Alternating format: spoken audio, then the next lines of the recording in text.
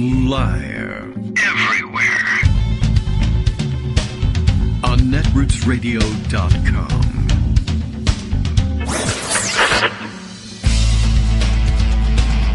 David Waldman. Kagro. In the morning.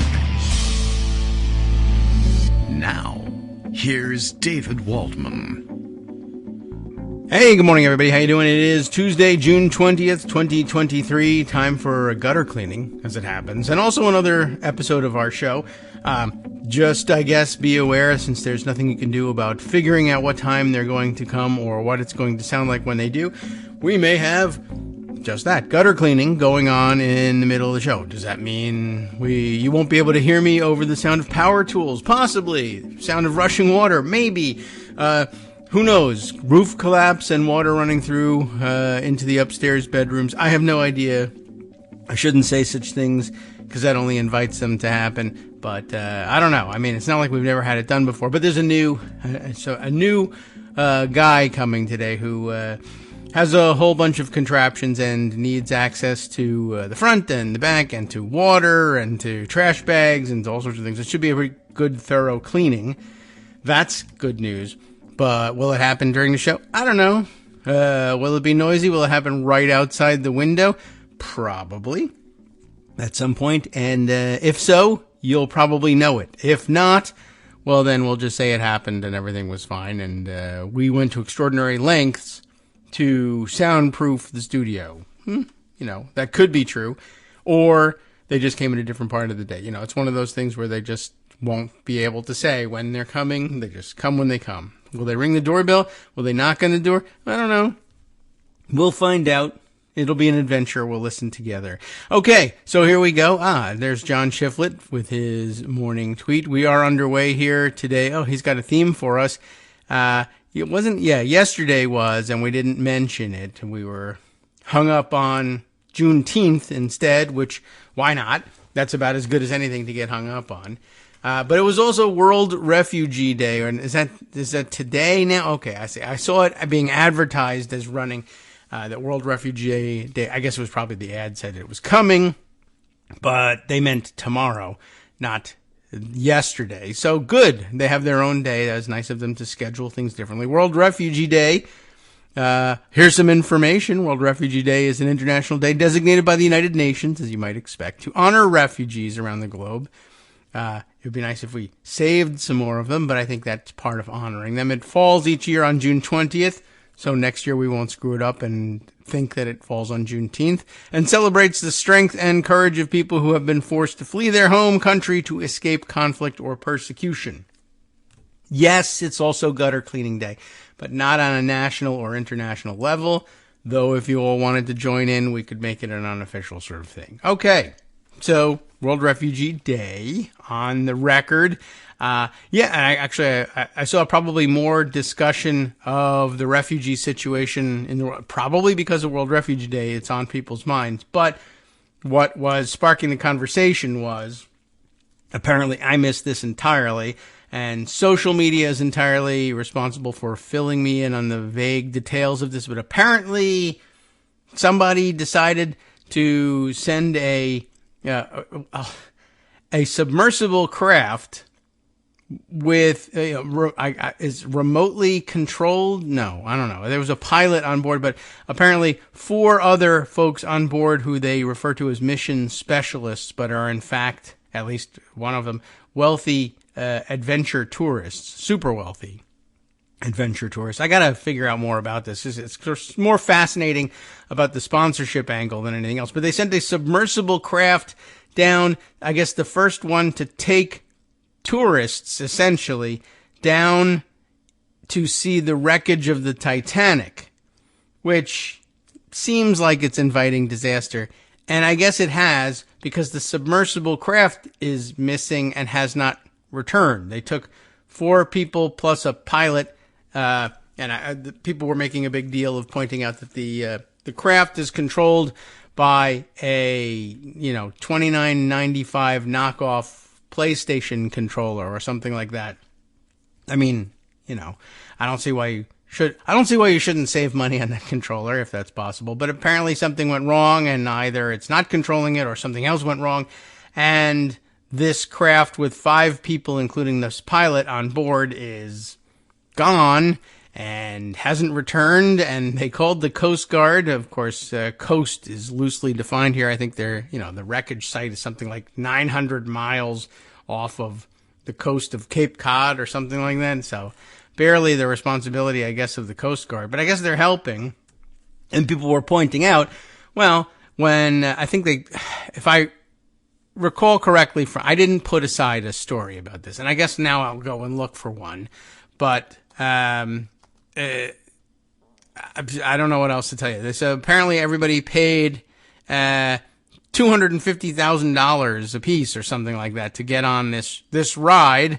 So, they're pretty wealthy people. I saw that at least one of them was known to be a billionaire of one kind or another. I mean, there's only one kind of billionaire. The kind of person who has $1 billion. I don't know how he got it. Doesn't matter.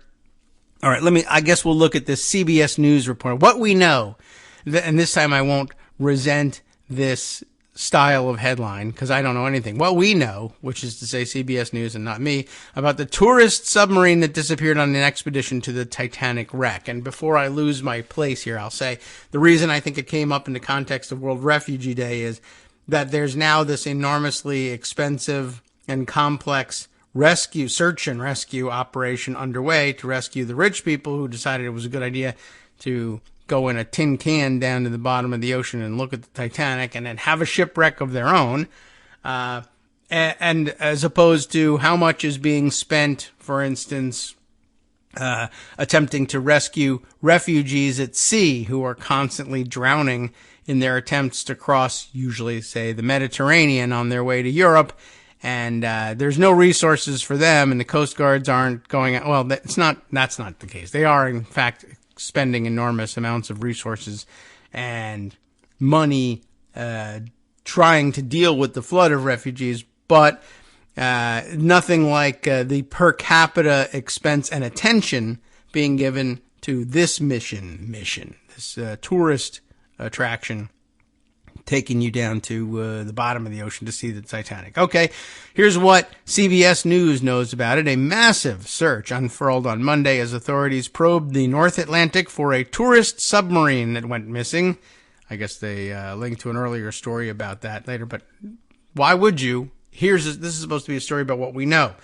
Why would you go out to an outside link, even if it's CBS News, to see what they don't know?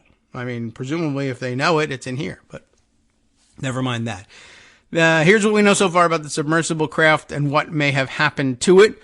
What happened? A 5-person crew loosely defined here, on a submersible named Titan, owned by Ocean Gate Expeditions. And really, just don't put a gate in the name of anything. Even if you sell gates, you should not be putting the word gate in anything. So now, of course, there'll be a huge scandal and it'll be Ocean Gate. Although it might be Ocean Gate Gate. Anyway, Titan, this submersible owned by Ocean Gate Expedition, submerged on a dive to the Titanic wreckage site Sunday morning, and the crew of the Polar Prince research ship lost contact with the sub. About an hour and 45 minutes later, the U.S. Coast Guard said on Monday afternoon, the sub was lost in an area about 900 miles east of Cape Cod in the North Atlantic in water with a depth of about 13,000 feet. A Coast Guard official said the people aboard included an operator and 4 mission specialists, a term the company uses for its passengers.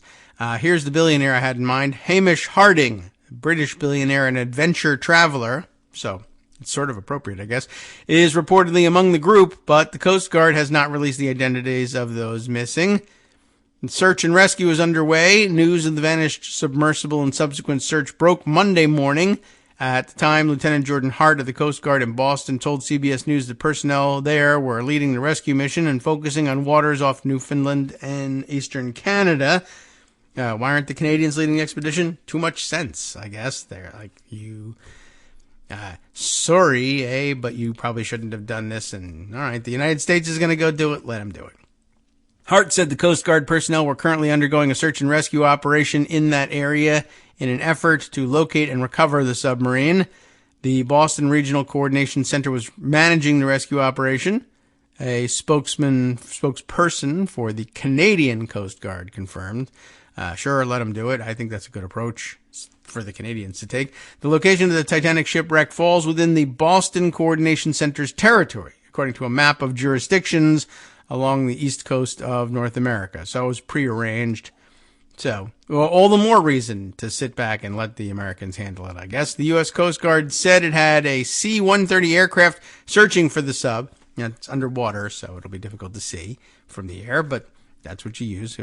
Anyway, and that the Rescue Coordination Center Halifax is assisting with a P-8 Poseidon aircraft, which has underwater detection capabilities. Now, that sounds smart. We're doing everything we can to make sure that we locate and rescue those on board. Rear Admiral John Mauger, maybe M-A-U-G-E-R, of the U.S. Coast Guard, said during a Monday afternoon briefing. All right, it's in a remote area, and it's challenging to conduct a search in that remote area, but we are deploying all available assets to make sure that we can locate the craft and rescue people on board, right? Anyway, you get the idea here, I think. Is there anything else, like, super interesting? The sub itself, I guess, the unique submersible craft that disappeared is owned by OceanGate, as you know, a company that deploys manned submarines for deep sea exploration and has in the past advertised this particular sub's endeavor to carry tourists down to the wreckage of the RMS Titanic for $250,000 per seat. More than a century after the Titanic sunk in April of 1912, the wreck lies on the ocean floor about 400 miles southeast of the Newfoundland coast, which is a better way to describe it, I guess, than 900 miles east of Cape Cod. But OceanGate said recently on its website and on social media that its expedition to the shipwreck was underway, describing the 7-night trip as the chance to step outside of everyday life and discover something truly extraordinary. But if you try to step outside of the submarine, you'll be crushed to death and drown, and everyone else will die with you. In a statement, OceanGate confirmed the missing submarine is theirs and that a rescue operation that had been launched to find and recover it. That seems pretty obvious. The sub has emergency oxygen and a 96-hour sustainment capability if there's an emergency aboard. As of Monday afternoon, he said to Mauger, I guess, the admiral from the Coast Guard, said there was believed to be somewhere between 70 to 96 hours available at this point. Who's Hamish Harding? 59-year-old British billionaire, business person, and explorer, reportedly aboard this submarine when it disappeared. Harding's company, Action Aviation, later confirmed that he was aboard. There's still plenty of time to facilitate a rescue mission. Okay, we hope so. Anything more about this guy and why he is doing this? I don't know. In a post shared to his Facebook page on Saturday, Harding wrote, "I am proud to finally announce that I joined OceanGate Expeditions for their RMS Titanic mission as a mission specialist on the sub going down, to the Titanic. I am, there it is." He posted it on where? Facebook. Great. All sorts of other garbage, really, about this. But the post was Harding's most recent social media update related to the submarine trip. And it says, let's see, there's a couple photographs of him, including one that showed him signing his name on a banner that read Titanic Expedition Mission 5, Roman numeral 5, and another that pictured the submersible itself. Harding is a veteran adventure tourist who traveled to space aboard a Blue Origin rocket last year. So I guess that's what he does with his money. He goes on crazy trips. And, well, all right. I mean, at least that's his thing. So, are there other crew members? It's not clear to me exactly, but I guess everybody else, if they're all mission specialists, are they all paying tourists who get declared mission specialists, or is there more than just one employee on board driving the thing? I don't know. Well, at any rate, I guess a little bit more information available here about the craft itself, but I don't know. That seems to basically be here's what we need to know from what they already know, is basically it. And yeah, I thought the point with respect to World Refugee Day, made by very many people observing how intense the search and rescue mission was here, as opposed to kind of like, oh, another boat full of refugees has capsized and, we'll send a rescue craft. But I don't know. I mean, I don't know how do you, even if you wanted to intensify the search and rescue efforts for refugees, there are so many of them and it happens every day. I guess it's a little bit like the gun stories in that sense, right? Number of mass shootings that happen that go by without any attention whatsoever because it's just sort of a routine mass shooting here in the United States. Not a spectacular one for whatever reason when it sets itself apart as in the news cycle. But yes, but it would be a mistake to say that there isn't an enormous amount of money expended trying to rescue migrants. It's just that there are so many of them that the per capita expenditure is never going to equal what it does for this rescue of a spectacular news-making bunch of very wealthy people who decided to go to the bottom of the ocean for no real reason. Okay, there you have it. That's the hell of a beginning to the show. There's more to catch up on, of course, and we can check what we've got in pocket. And I opened up something very early this morning from The Hill. They were doing their best. Good job promoting this story to me via email push this morning. Maybe something Joan wants to talk about a little bit, but let's set it up now. We've heard the background to the story. Democrats fed up with Tuberville want to change Senate rules. Remember, I think last week, it must be last week because today's Tuesday. We didn't do it yesterday, so it must have happened last week when we were talking about the fact that Senator Tommy Tuberville of Alabama, right? Alabama was holding up every military promotion that required Senate approval, and that this was becoming, at this point, a real problem. And some complaints from others who are looking for filibuster reform or something of the sort, and complaining among the rank and file. And I think it was, wasn't when we read that Hillzoy was grousing about this, and rightly so. Not that there was anything wrong with that.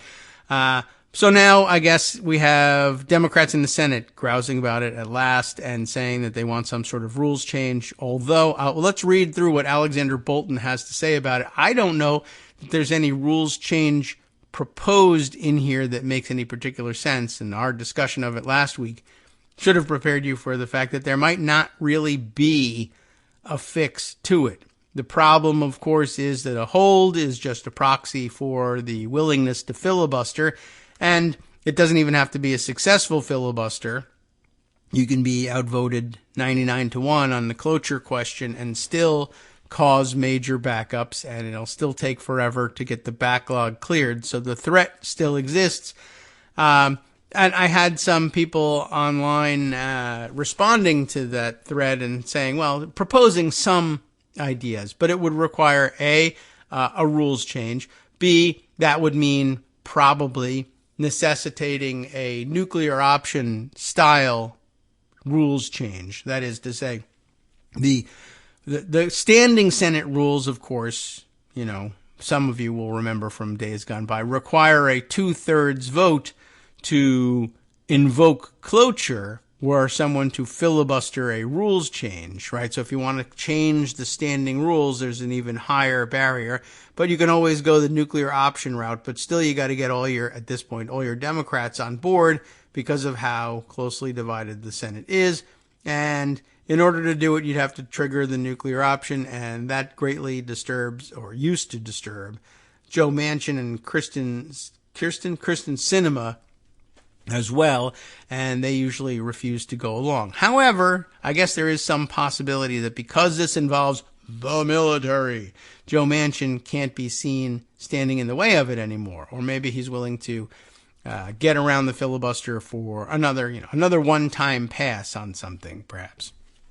Let's see what Alexander Bolton has put together here. Senate Democrats say they're ready to take another look at rules reform to break through the blockade Senator Tommy Tuberville has put in place against more than 200 military promotions to protest the Pentagon's abortion policy. Other Republican senators, by the way, also jumping into the contentious battle over President Biden's nominees, further fueling Democrats' frustration. Senator J.D. Vance of Ohio declared last week, having read the story of how successful Tuberville was being at getting his name in a newspaper, declared last week that he will put a hold on all nominees to the Justice Department because he's angry about something, probably the Trump investigation. Who knows? Democrats say Tuberville is abusing Senate rules by keeping his hold on Biden's military promotions in place since February, and some lawmakers say they want to discuss changing the rules. We need to talk about changing the rules that Republicans have learned to exploit. We can't continue in a world where one senator puts our entire national defense at risk because he doesn't like one policy followed by the Department of Defense, said Senator Elizabeth Warren, a member of the Armed Services Committee. She has repeatedly asked for unanimous consent to advance Biden's non-political military promotions, only to be blocked by Tuberville. I mean, we need to talk about changing the rules. I'm just not sure how we would do it. Senator Tuberville's hold is just another indication of the madness that seems to have seized extremists in the Republican Party, she said. Warren's frustration is shared throughout the Senate Democratic caucus.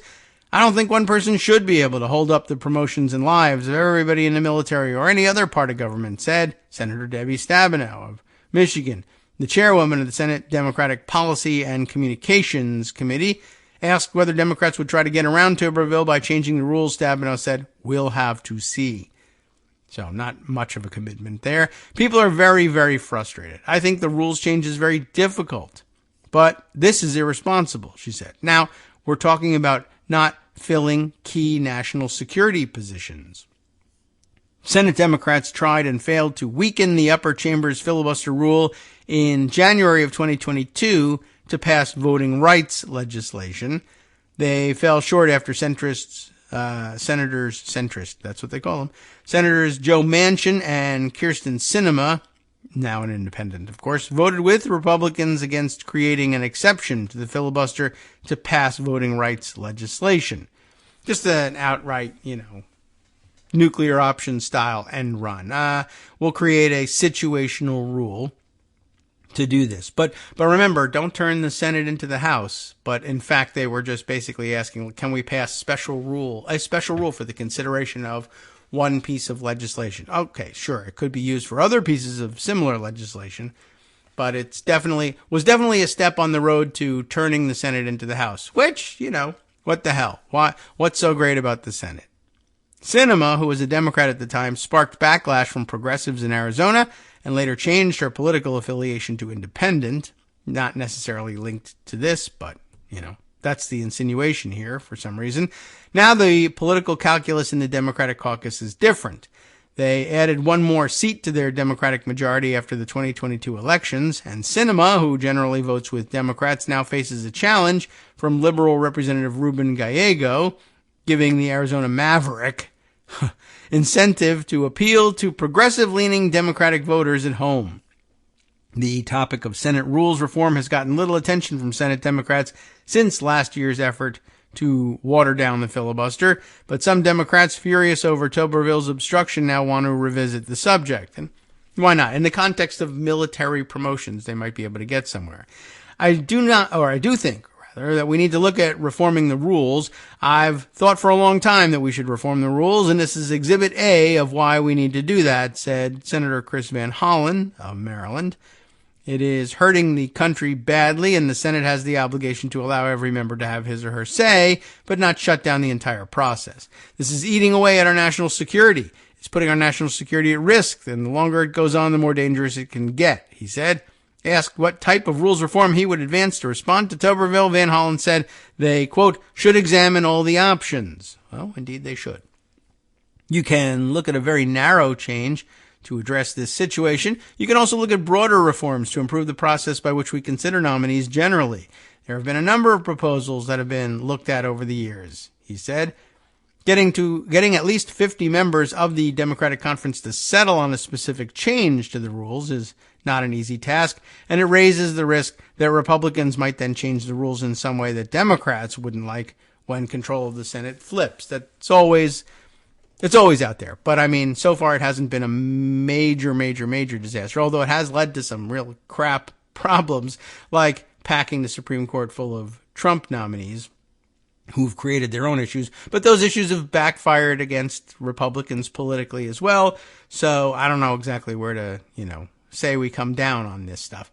At any rate, let me also pause at this point to remind everybody who the longtime listeners will remember and maybe bristle at it every time it comes up, where they say change the rules. Remember, they're not actually changing the standing rules. They're simply creating a new precedent, which stands for the proposition that the rules just won't apply this time. And there'll now be a precedent that says, well, if you follow the same sort of procedure as we did here with the nuclear option, you too can ignore the rules. The rule remains the same. It's written. We haven't changed it. They still believe that in order to change the written substance of the standing rules, it would require overcoming a filibuster with a 2/3 vote. But what they're doing is simply establishing precedent for doing what they want, regardless of what the rules actually say. So there is a subtle difference there. The Senate traditionally has approved the promotions of non-political military personnel by unanimous consent to keep the careers of those service members separate from the political process. Some Senate institutionalists, whatever those are, in both parties, fear that reforming the Senate rules to set up expedited votes on non-political military promotions will effectively thrust the careers and decision-making of those officers into the political arena. Yeah, well, they're already there. A possible unintended consequence might be that career military officers would second-guess decisions about strategy and tactics on the basis of how those moves may be viewed politically, some Senate aides warn. But I have news for you. One, we are about 6 seconds late on getting the music started, so that's going to screw with things again. I hate when that happens. And two, I wonder if I can automate that in some way. Anyway, thought for later. But the second thing I need to tell you is military officers probably, when they get to a certain rank, are already thinking about that. I can assure you. They know that things they do could hold up their career.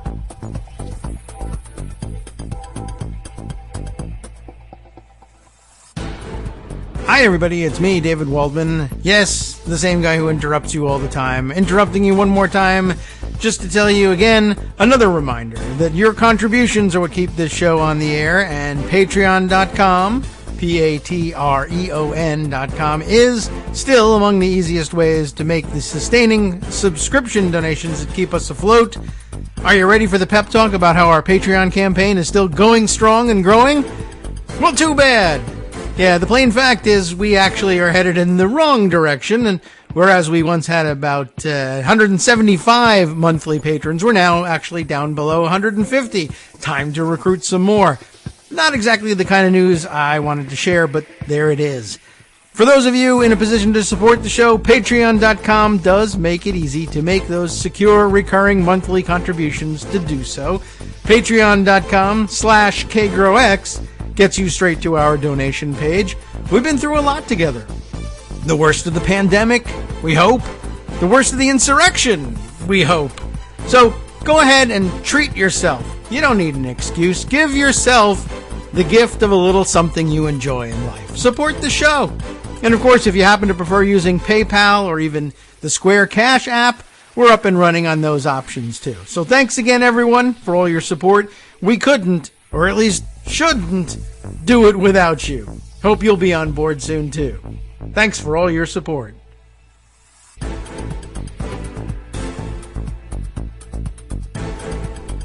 All right, welcome back now to the Kagro in the Morning Show here on Netroots Radio. We came back in a little late because of the whole music thing. Okay, I need to get over it. Okay, we were in the middle of considering the call for rules change to get around Tommy Tuberville's blanket hold on military promotions. But yeah, I think, while the Senate aides who are referenced here absolutely have a point, I think that they would probably also acknowledge to you in discussion. Yes, we know that senior military brass already know that politics can affect their careers. That's true. But this makes it perhaps more explicit, or gives us more reason to worry about how decisions are made in the military, right? It's probably true that this will increase the awareness of senior military brass that they need to walk on eggshells when they start getting higher up in the ranks, and be careful about the decisions that they make, lest they trigger the ire of some individual senator who is on a crusade against whatever thing it is that their decision touched on. I can understand that. A possible unintended consequence as well might be that career military officers, right? Oh, this is exactly the one. And it's not an addition. It's the same one. Unintended consequence. I don't remember that phrase being used. But anyway, career military officers would now second guess decisions about strategy and tactics on the basis of how those moves may be viewed politically. Senate Majority Leader Chuck Schumer has indicated his preference is for Senate Republicans to figure out among themselves how to persuade Tuberville to back off his blanket hold on military promotions. Sure, why not? Speaking on the Senate floor last month, Schumer cited a letter from Secretary of Defense Lloyd Austin detailing how Tuberville's hold poses a clear risk to military readiness and directly impacts military families. Austin's letter highlighted that the Senate would be required to act on hundreds of promotions over the next several months, including the Chairman of the Joint Chiefs of Staff, Chief of Staff of the Army, Chief of Staff of Naval Operations, and Commandant of the Marine Corps. Luckily, I guess the Coast Guard already taken care of because they're busy looking for the Titanic people. I hope Senate Republicans read Secretary Austin's letter. Sure, right? Why not? As well as a letter from 7 former Secretaries of Defense and prevail on the senator from Alabama to end this dangerous blockade and get our military operating at its full capacity, Schumer urged his GOP colleagues.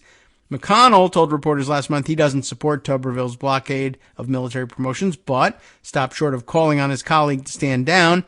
No, I don't support putting a hold on military nominations, he said. I don't support that, but as to why, you'll have to ask Senator Tuberville. Democrats say McConnell needs to do more. Senator Joni Ernst of Iowa, the chair of the Senate Republican Policy Committee and a member of McConnell's leadership team, decided to refresh the story and bump it to a different part so that I couldn't read the rest of it aloud without scrolling around again. Okay, thank you very much to The Hill. There we are. What did she have to say? A member of McConnell's leadership team, Joni Ernst, has introduced a bill to block the Defense Department's abortion policy. I don't know. I guess the idea being maybe that would satisfy Tuberville. Instead, if we had an up or down vote on a measure to block the policy. Leaders of the Senate Armed Services Committee offered to mark it up in committee along with the annual National Defense Authorization Act, but Tuberville said that didn't go far enough to address his concerns and vowed to keep his hold in place. What are those concerns? They wouldn't be addressed by a bill banning the current DOD abortion policy. I don't know. But it's a touchdown of freedom for USA. I'm sure that's what basically Tuberville has going on in his mind. He has no idea why it doesn't meet his needs. It's because he's in the newspaper for the hold, and he likes it that way. Schumer's not going to bring it to the floor, so it makes no difference, says Tuberville. That's what it is. Schumer's not going to bring it to the floor, so I'm not going to drop holds, knowing it's not going to make it out of this building. I guess, all right. Fair enough, I suppose. But then that's really a problem that you have with Ernst, right? You might say her plan is fake. But naturally, he's going to blame it on Schumer instead. Anyway, this has some Democrats now looking at rules reform as the next step.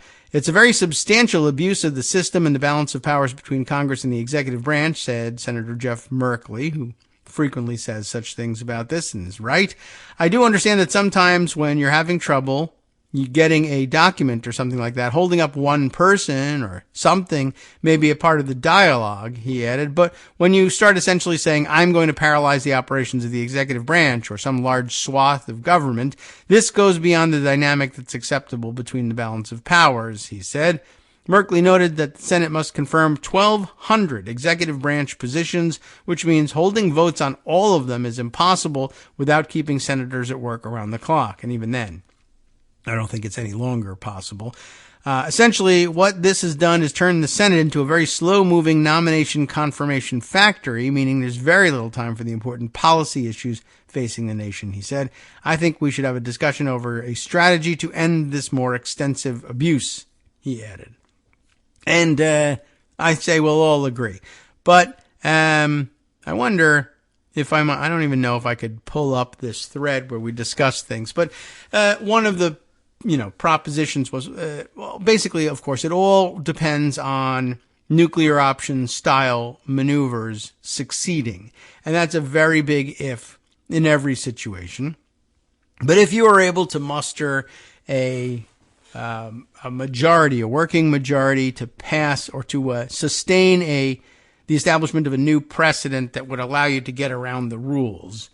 One, I'm not certain how it would be worded and what you want to do, but one of the people who was debating the thing with me said, instead of requiring unanimous consent, let's say, to move forward with this, perhaps you could come up with a rule where, well, if 95% of the Senate were to agree, then you could move forward.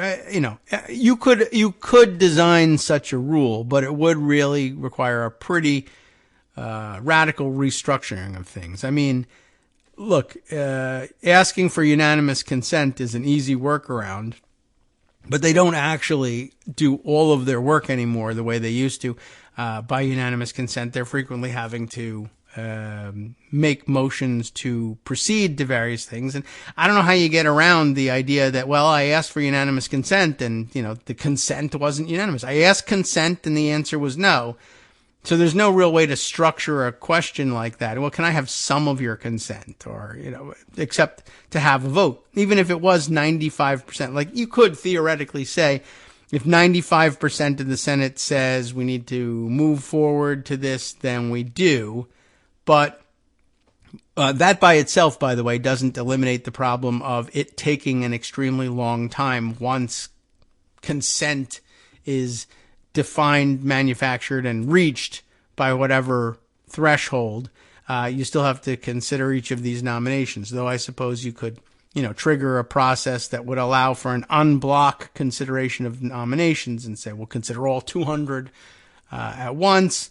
And if you can get 95% approval for it, terrific. But how do you even register 95% approval? The fun thing about unanimous consent is you can tell whether or not there's unanimous consent instantly. You ask for unanimous consent, and if no one says anything, you've got it. If someone says no, then you don't have it, and the question is settled. Whereas if you were to say, well, 95, if it's 95-4 or something like that, then fine. Just so long as there aren't, whatever your threshold is, 5 votes to hold things up. But that's exactly it. You'd have to hold that vote. And a vote, takes a long time. You'd have to establish a precedent. First of all, you'd have to make, in addition to the 95% thing, you'd need a new precedent that says that the nominations themselves, perhaps immediately right off the bat or after some amount of consideration, are now non-debatable. If you make the nominations non-debatable, then there can't be a filibuster of them. But, of course, there can still be a filibuster to move to consideration of the vote to measure whether or not you get 95%. So, I don't know. There's all sorts of barriers that can be erected and created along the way. But if you make it non-debatable, you could get around some of them, but then you'd have to do it each time. But also, that's a pretty big question. Like, what do you do with the Constitution that says that the advice and consent of the Senate is necessary for the confirmation of these positions? For one thing, the consent of the Senate. Okay, it doesn't have to be unanimous, the consent. You can establish a different threshold, but where does the advice come in if you make every nomination non-debatable? I don't know how well that passes muster constitutionally, that the nominations are made, the Senate is prohibited from debating them, and they have an expedited process by which they need to express their consent. Consent part is taken care of, but advice. Well, advice is pretty vague. That could all be done behind the scenes in meetings with senators, et cetera, but it's pretty hard to say that that was the intent of the founders, that that's a pretty big change in the dynamic of the balance of powers, that the president can nominate people, but the Senate just has to vote up or down, no debate on those people. So you could try and create something that says, there are X number, a limitation on the number of hours of debate. Since the nomination can't be amended, perhaps it would be enough to say there are X hours of debate. But, then the problem becomes Tuberville just takes advantage of whatever that is. If it's 10 hours of debate is the maximum on every nomination, but you have 200 nominations, he's going to ask for 2,000 hours or demand 2,000 hours of debate in order to get that stuff processed. So, it's not entirely clear to me that there's a clean path around a process that can be held up when you begin everything by asking for unanimous consent. I mean, there's no really good, fair way of writing a rule that I can think of offhand where senators are denied the opportunity to withhold unanimous consent. You have to be asking for something other than unanimous consent. And if you're asking for something other than unanimous consent, you got to measure how much consent you've got and see if you reach the threshold, and that means a vote. And these votes can take an hour or more just because of the way the Senate operates. And you could change that. You could move to a 5-minute vote, but then you're turning the Senate into the House. You see the problem? It's not that easy to design a fair, reasonable rule that won't be totally exploited in some other way later by Republicans in the majority at some point, that will make us sad again.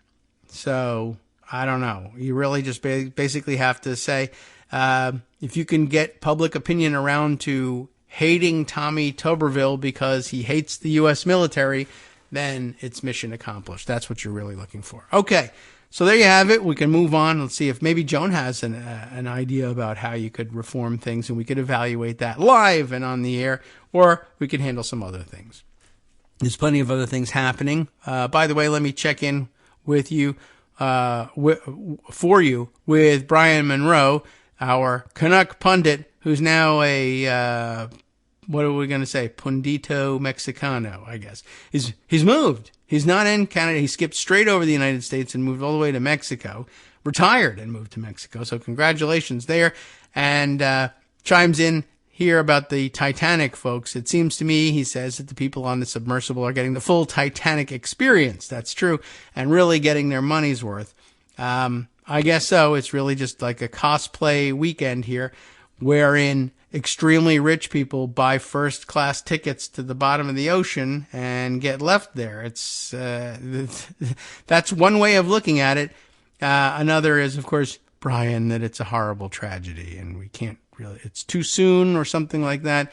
By the way, how do you like that? The Canadian Coast Guard leaving the job to the United States Coast Guard. How does that make you feel? Is it good news, bad news, indifferent? Does the Mexican Coast Guard want to get in on it? Do you have any sway with them? The wreckage is only 3,500 miles northeast of the extent of the Mexican Coast Guard's jurisdiction. So come on out.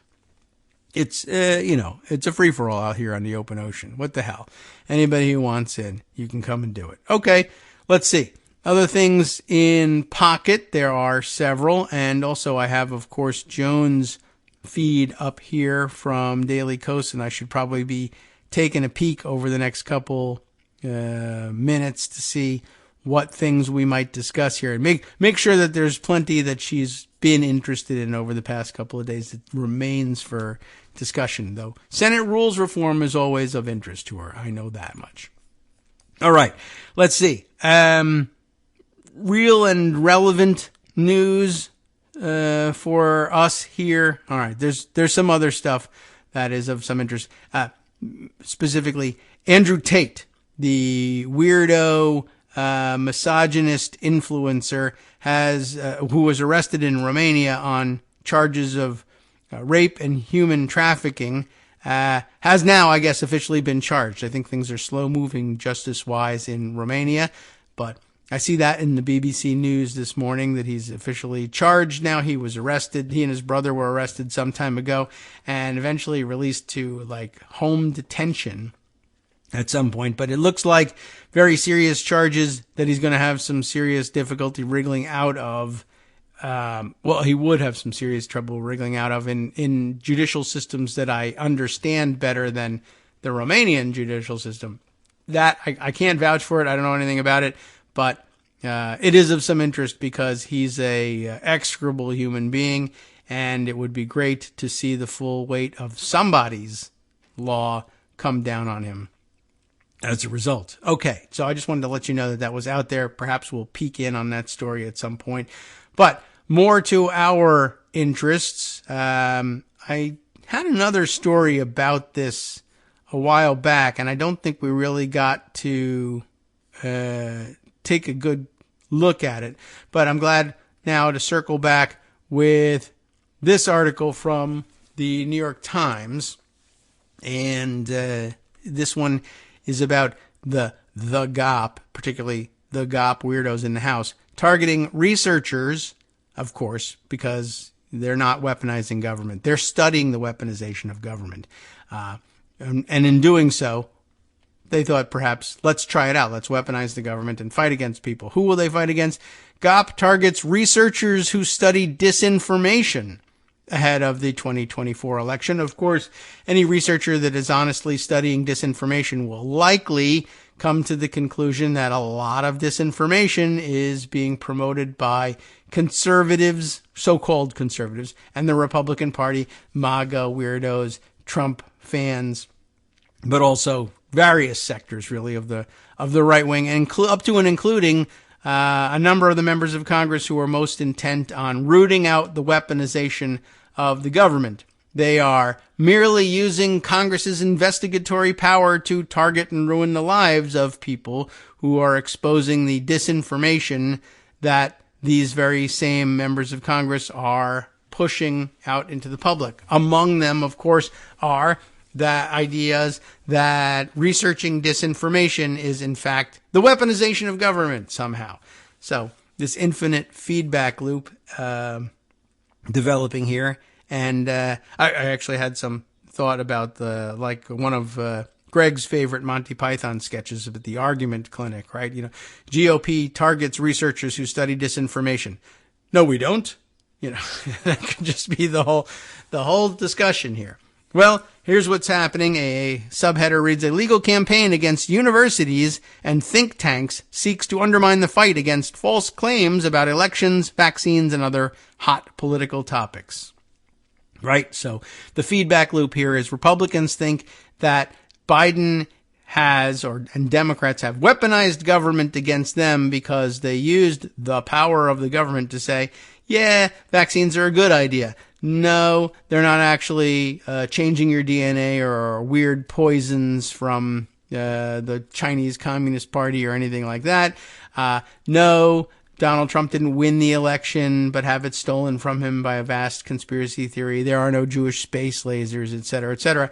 And Republicans have evolved from saying, hey, you're saying I'm wrong and that's a violation of my First Amendment rights, to, hey, you're saying I'm wrong and you're in the government, therefore this is the weaponization of government against me for merely having a belief that, hey, aren't I entitled to it? Well, you know, it's a wrong belief and it's provably wrong, and the government has to have a policy about XYZ because that's what governments do. And no, it's not weaponizing the government against you. It's simply setting policy and you're resisting the policy. And to the extent that resisting the policy might possibly land you in legal hot water, that's just prosecuting you for violation of the law. Is it a weaponization of government? Well, to take a very macro look at things, yes, I guess so. In some sense, right? You can argue that, well, governments operate essentially by coercion at some level. They have or declare themselves to have a monopoly on the use of force, such that if they pass a policy and you refuse to comply with it, they can police you, arrest you, and charge you with a violation of the law. But can governments make specific decisions to adopt ludicrous laws that really are aimed at the persecution of disfavored groups? Yes, they can do that.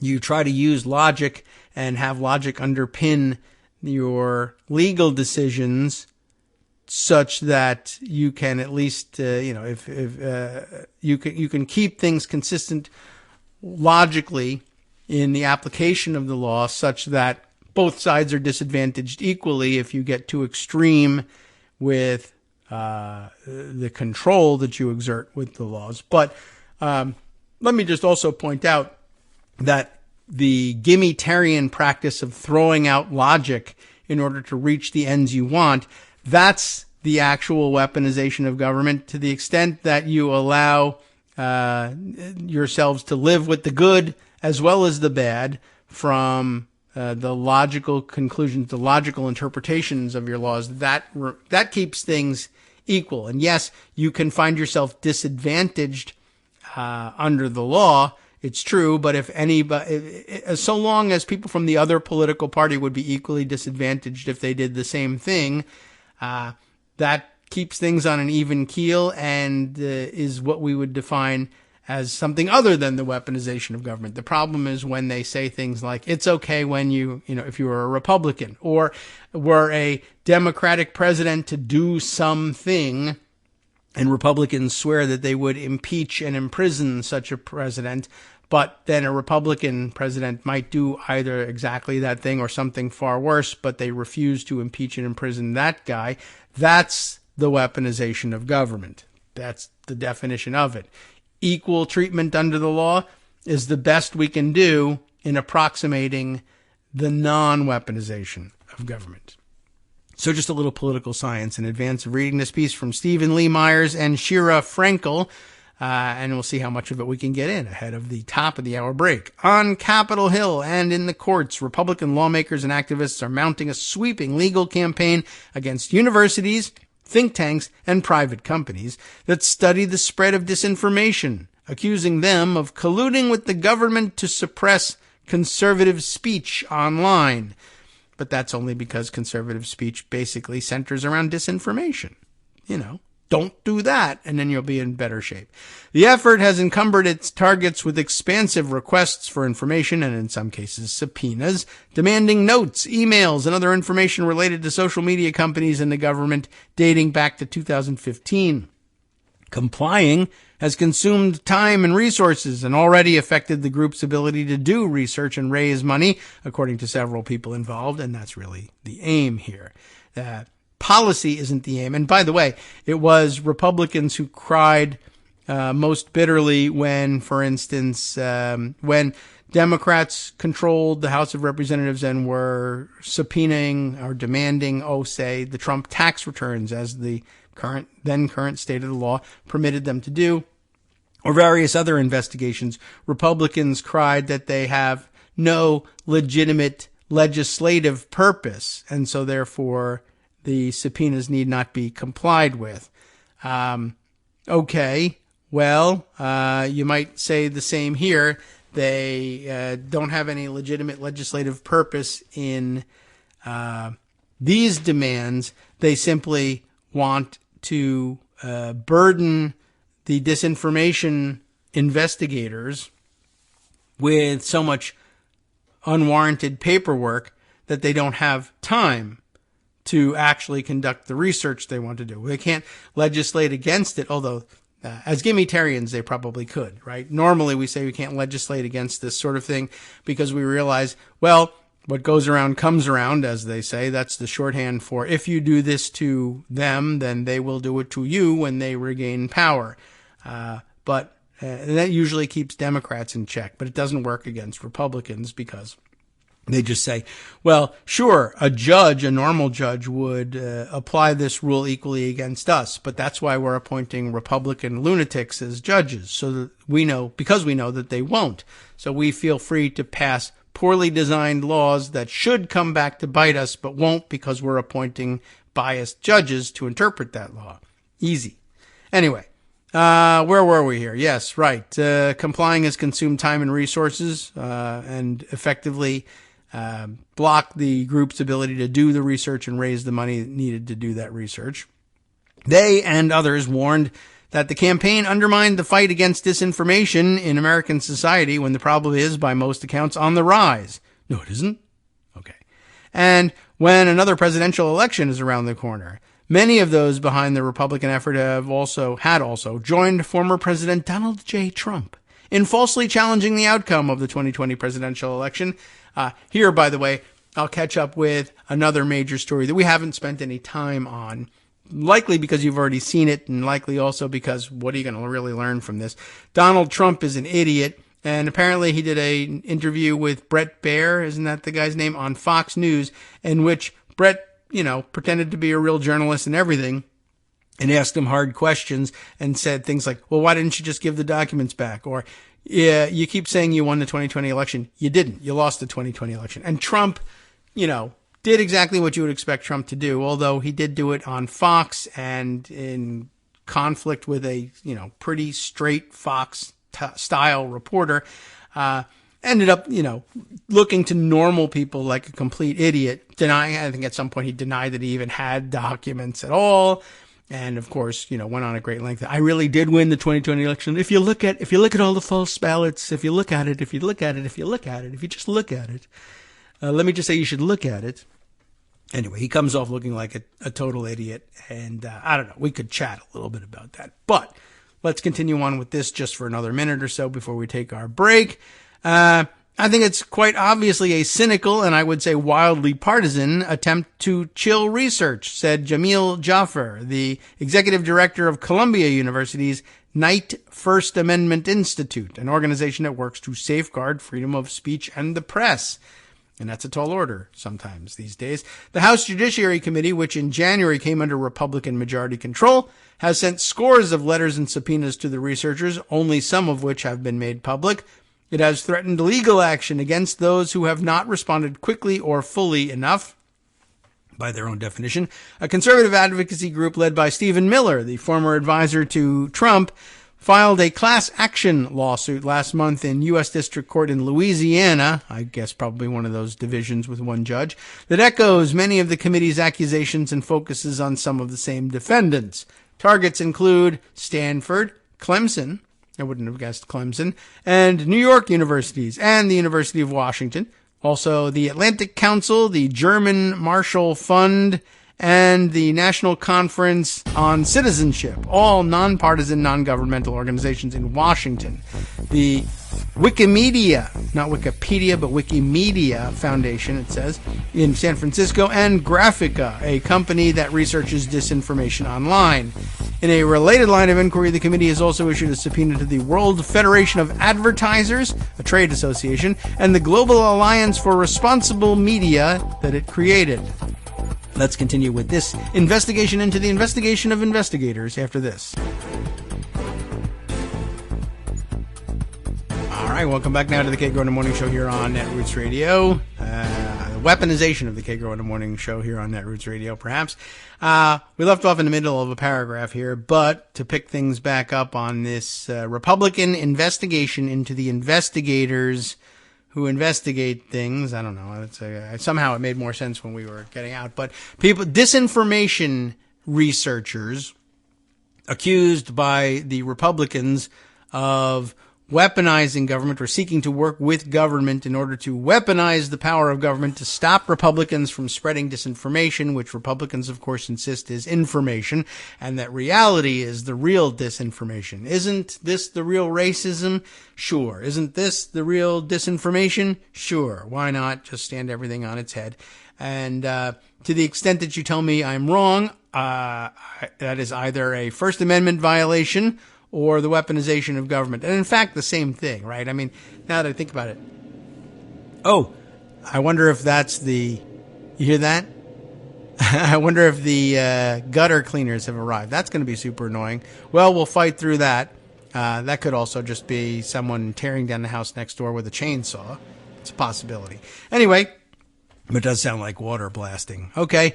But the weaponization of government is basically just that whole, claim is just another way of defining disinformation, I guess, really, right? In other words, claiming that when the government declares, reality to be reality, right? You won the election. We now certify that you were the winner. They are just claiming that is disinformation, and that you're using the power of the government to give the imprimatur of having won the election to the wrong party here.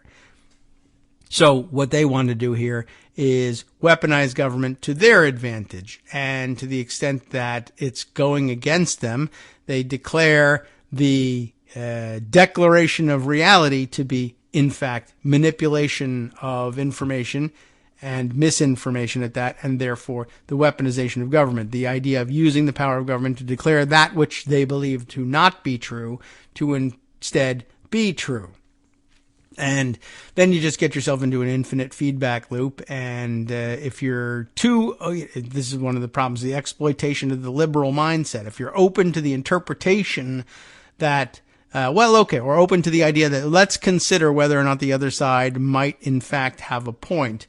If it all comes down to, all you're really doing is using the levers of government to declare one truth to be truth and the other to be false, then when you win, it's a victory for truth. When you lose, it's the weaponization of government.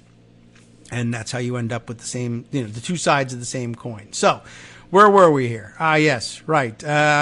We had left off with the list of targets being Stanford, Clemson, and New York University, and a bunch of NGOs and private companies like Graphica that research disinformation online. In a related line of inquiry, the committee has also issued a subpoena to the World Federation of Advertisers, right? And the Global Alliance for Responsible Media, that is its creation. The committee's Republican leaders have accused the groups of violating antitrust laws by conspiring to cut off advertising revenue for content researchers and tech companies found to be harmful.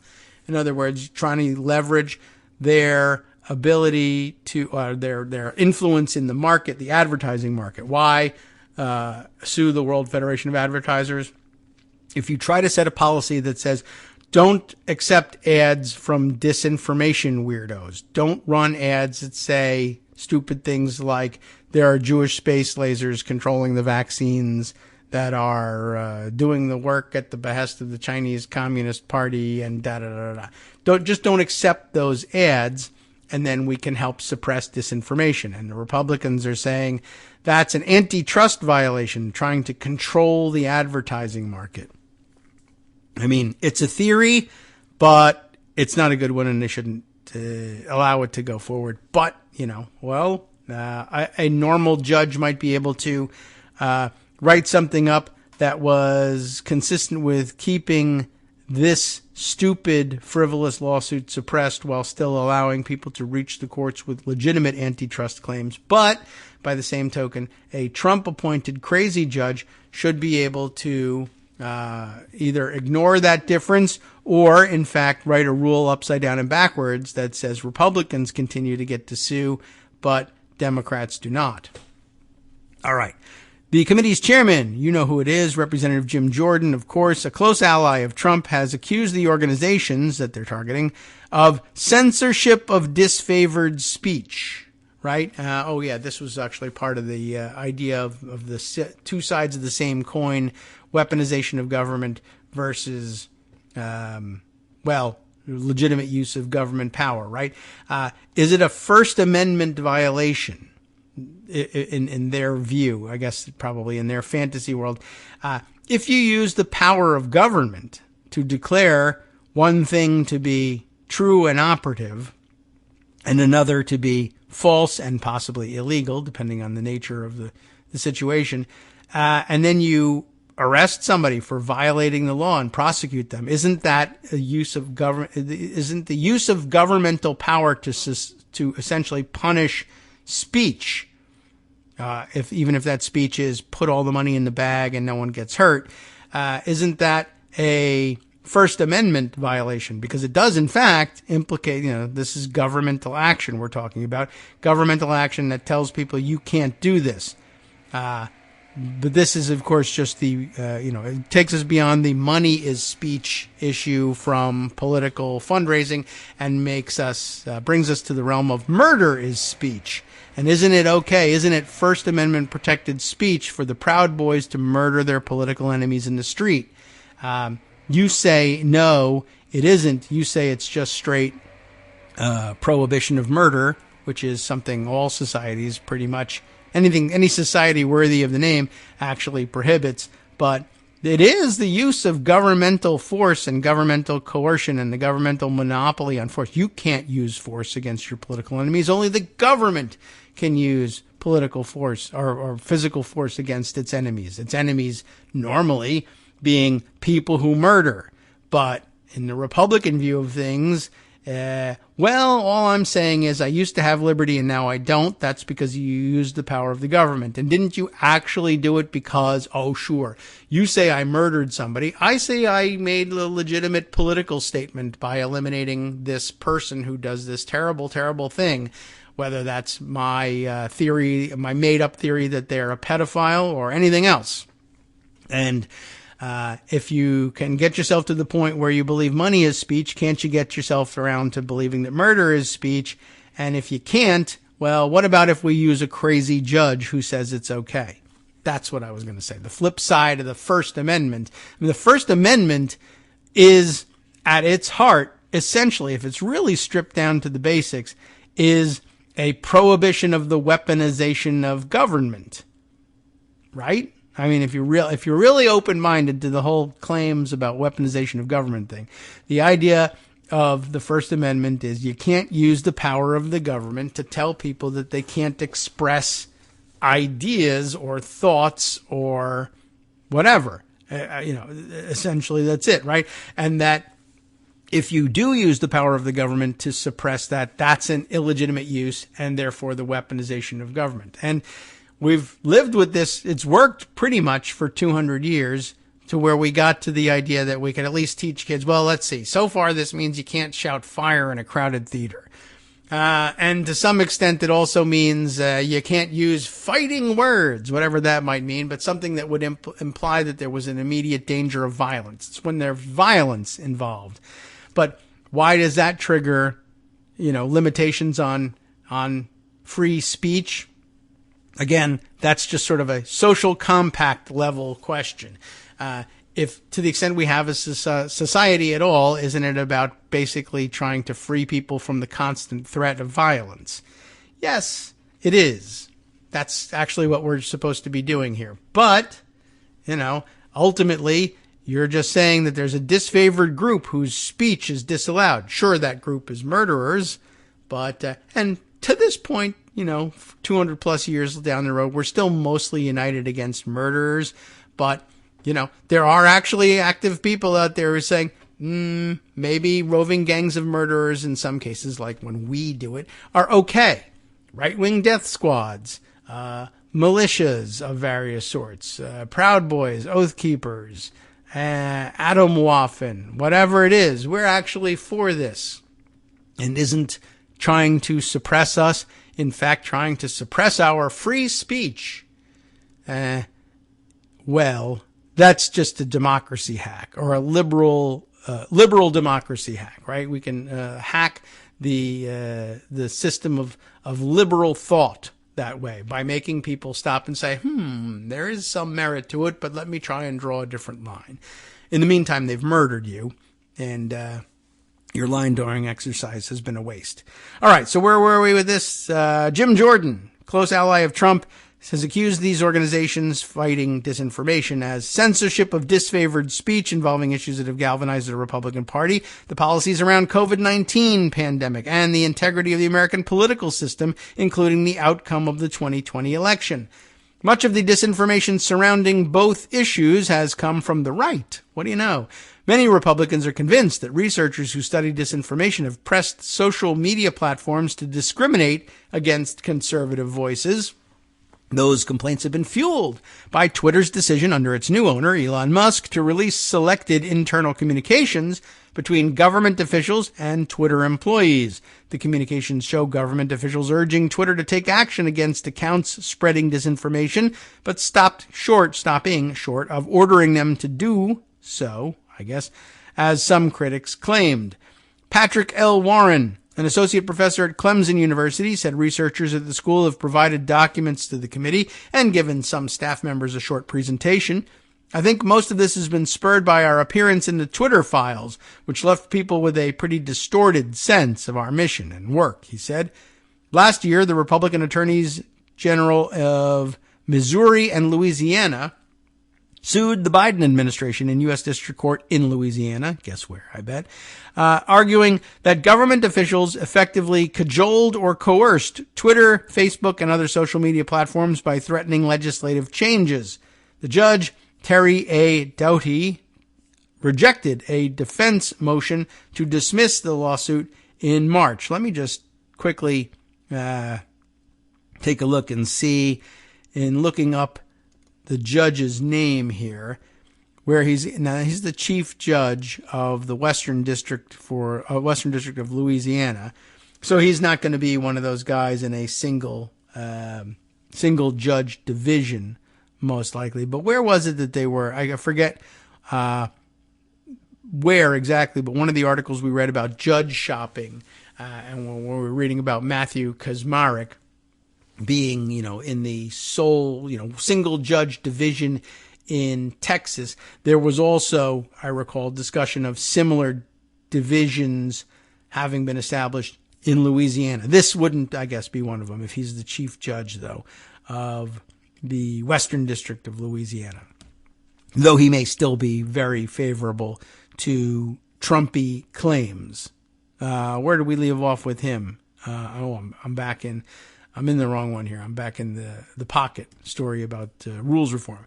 So the judge, Terry A. Doughty, rejected a defense motion to dismiss the lawsuit in March. The current campaign's focus is not on government officials, but rather private individuals working for universities or non-governmental organizations. Now, I was going to say that presents a problem under the First Amendment. That is to say, the First Amendment is meant to be used as against the government, and you're barking up the wrong tree. They probably know this, and it doesn't matter to them because they're gimme-tarians at heart. And as a matter of fact, it says they have their own First Amendment guarantees of free speech, the organizations that are being sued, including the interactions with social media companies. But again, the gimme-tarian theory is we have First Amendment rights, you do not. That doesn't make any logical sense, and that undermines the whole reason for having an independent judiciary who's supposed to be able to see that it doesn't make any logical sense to allow gimme-tarian policy to prevail. But if you appoint gimme-tarian judges, then nothing matters. LOL YOLO, nothing matters, as a matter of fact. So, the group behind the class action, America First Legal, guess where their sympathies lie, named as defendants two researchers at the Stanford Internet Observatory, Alex Stamos and Renee DiResta, a professor at the University of Washington, Kate Starbird. We mentioned her name when we were thinking about reading the first article about this idea of going after the researchers, an executive of Graphica, Camille Francois, and the senior director of the Atlantic Council's Digital Forensic Research Lab, Graham Brookie. By the way, big fan of Brookie's, the brownie cookie combination, presumably named after Graham Brookie. Also the graham cracker as well. So very highly involved in the baked goods trade, as well as the senior director of Atlantic Council's Digital Forensic Research Lab. Well done, Graham Brookie. All of that, of course, I was going to say lies, but in honor of the Mastodon account of this name, a low-quality fact, we'll call it instead. If the lawsuit proceeds, they could face trial and potentially civil damages if the accusations are upheld. Just get yourself a crazy judge and see what happens. Mr. Miller, Stephen Miller, the president of America First Legal, to no one's surprise, did not respond to a request for comment. Equally unsurprising. In a statement last month, he said the lawsuit was striking at the heart of the censorship industrial complex, of which there is none. But remember that the censorship industrial complex was the ones who told you that stuff he sprayed on his head was not hair, and that's a violation of his First Amendment right to look like he has hair, even though he did not. But anyway, the researchers who have been asked by the House committee to submit emails and other records are also defendants in the lawsuit brought by the Attorneys General of Missouri and Louisiana. The plaintiffs include Jill Hines, a director of Health Freedom Louisiana, an organization that has been accused of disinformation, and Jim Hoft, the founder of Gateway Pundit, a right-wing news site. He's supposed to be the plaintiff in this. Oh, gosh. The court in the Western District of Louisiana has, under Judge Doughty, become a favored venue for legal challenges against the Biden administration. So it's not necessarily a single judge division, but it is known to be a district where you can get a sympathetic ear from crazy lunatic judges. An entire district is open to that. The attacks use the same argument that starts with some false premises, says Jeff Hancock, the founding director of the Stanford Social Media Lab, which is not a party to any of the legal action. We see it in the media, in the congressional committees, and in lawsuits, and it's the same core argument, with a false premise about the government giving some type of direction to the research we do. The House Judiciary Committee, and you can see how this also is a self-reinforcing feedback loop, right? The government is directing this. That's why we call it a First Amendment violation. Well, the government's not directing it. Well, they are directing it. The problem is that they're covering up the direction. And we need to research both the collusion with the government and the government's covering up of the facts of that collusion. And the fact that there's no evidence that there is either any such collusion or a cover-up of that collusion is itself a cover-up. Of course, there's no evidence of it. If we left the evidence behind, you'd be able to prove that we're lying. So that can't be the truth. There must instead be a cover-up of every cover-up of every cover-up of the collusion with the government that we can't find any evidence of. You see how that works. The House Judiciary Committee has focused much of its questioning on two collaborative projects. One was the Election Integrity Partnership, which Stanford and the University of Washington formed before the 2020 election to identify attempts, quote, to suppress voting, reduce participation, confuse voters, or delegitimize election results without evidence. The other, also organized by Stanford, was called the Virality Project and focused on the spread of disinformation about COVID-19 vaccines. Both subjects have become political lightning rods, exposing the researchers to partisan attacks online that have become ominously personal at times. In the case of the Stanford Internet Observatory, the requests for information, including all emails, everything they ever sent to anybody for any reason, have been even extended to students who volunteered to work as interns for the Election Integrity Partnership. A central premise of the committee's investigation and the other complaints about censorship is that the researchers or government officials had the power or ability to shut down accounts on social media.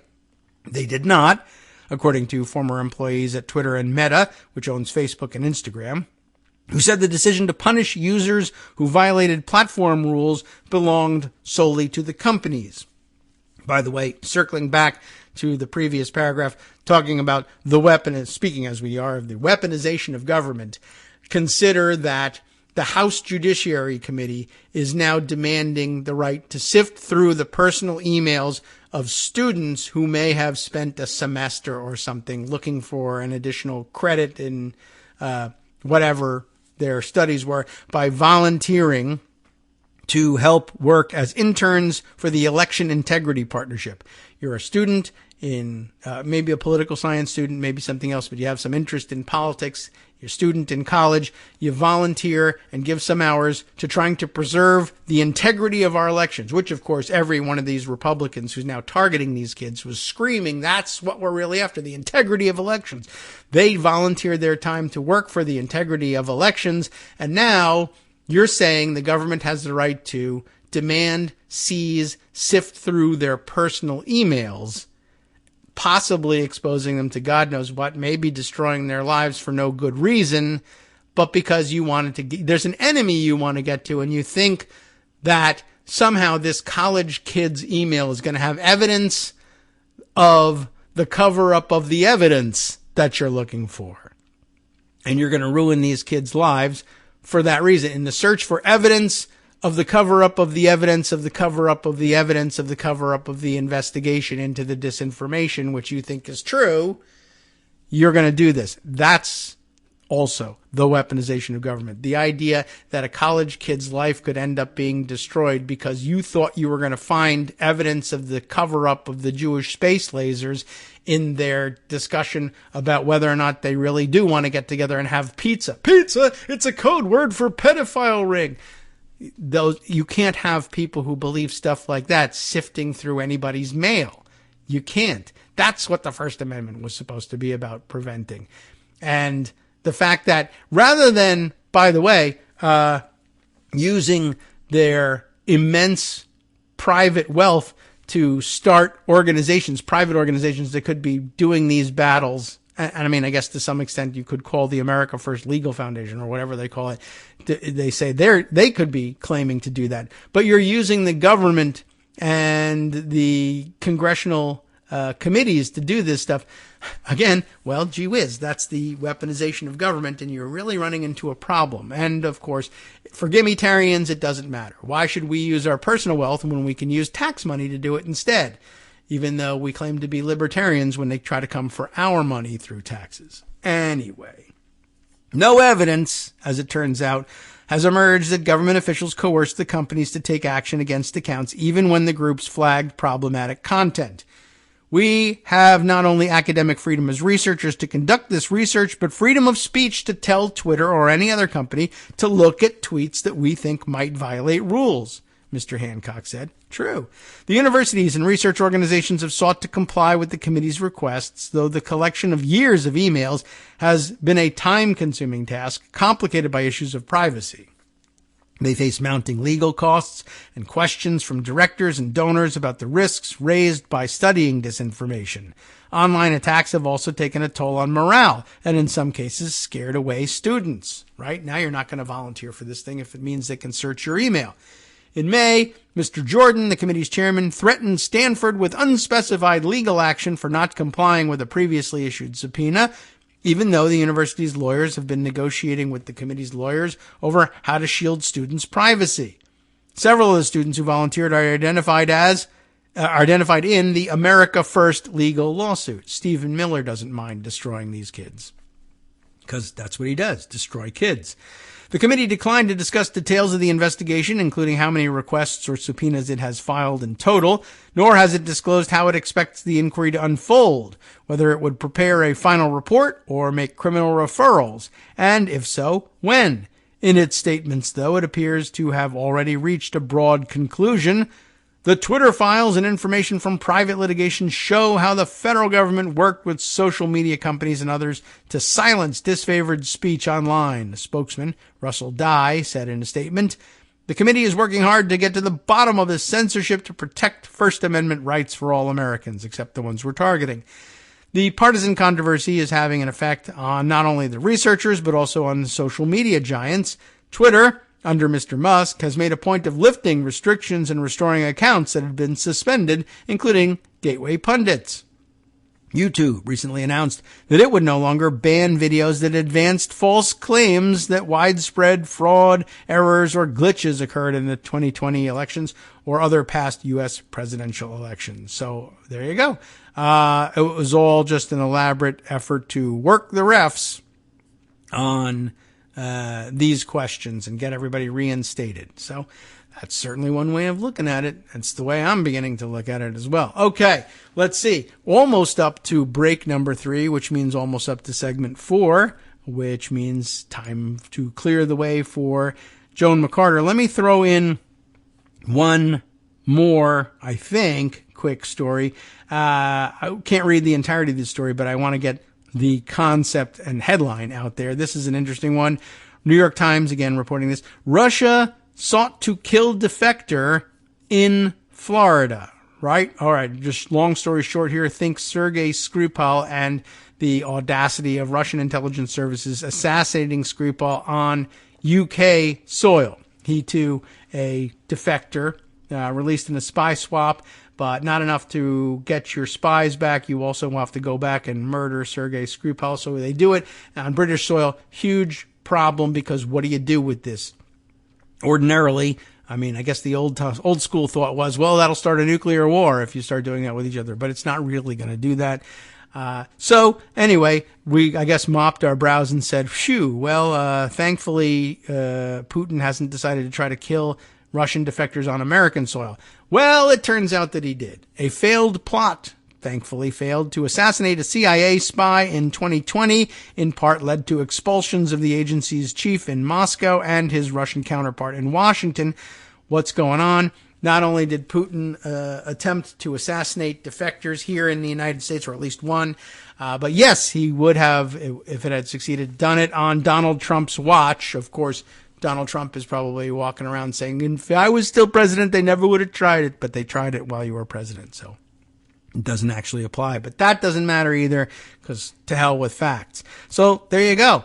That sounds pretty amazing. Let's see. If you skip down here, you can probably get to the name of the guy. The target was one Alexander Potiev. I don't know if I'm pronouncing his name correctly, but he's a former Russian intelligence officer who disclosed information that led to a years-long FBI investigation that in 2010 ensnared 11 spies living under deep cover in suburbs and cities along the East Coast. Yes, I remember those. The illegals, I think, as they called them.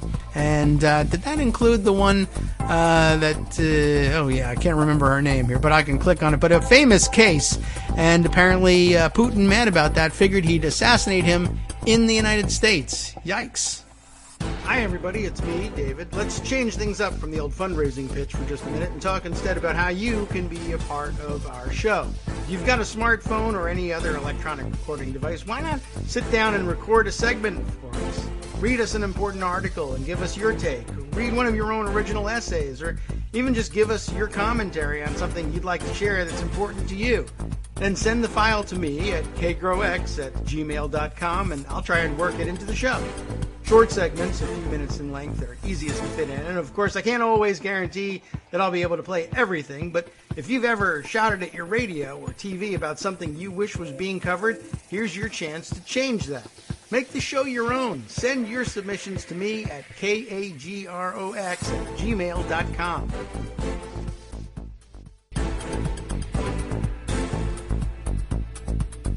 All right, welcome back now to the Kagro in the Morning Show here on Netroots Radio. Joan McCarter is here as scheduled. So are the gutter cleaners. The noise is coming from Joan. It's all my fault. Yeah, right. It's Stephen Miller is outside making noise, trying to ruin my show. We'll say that. All right. Well, welcome back. Let's see. Where did we leave things off last week? Oh, we were worried about the new possibilities of government shutdown because of the weird requirement to pass all of the appropriations bills, although by January, which is also kind of odd, rather than by October. So they gave themselves some room there. And of course, the new interpretation of the agreement to end the debt ceiling standoff by establishing spending caps, and the wacko Republicans of the Freedom Caucus and others, including Matt Gaetz, who we're still not sure what his status is Freedom Caucus-wise. He keeps saying he's not in it, and we keep reiterating that he's not in it, but he keeps speaking for them for some reason. They can't stop that guy. But now they say, well, we want to see appropriations levels below that, despite the fact that, the whole point was that there was supposedly agreement. So I guess this means no more negotiating with Republicans over anything, because they don't mean it when they come to an agreement with you anyway. But guess what? Except on the Senate side, they do. Oh.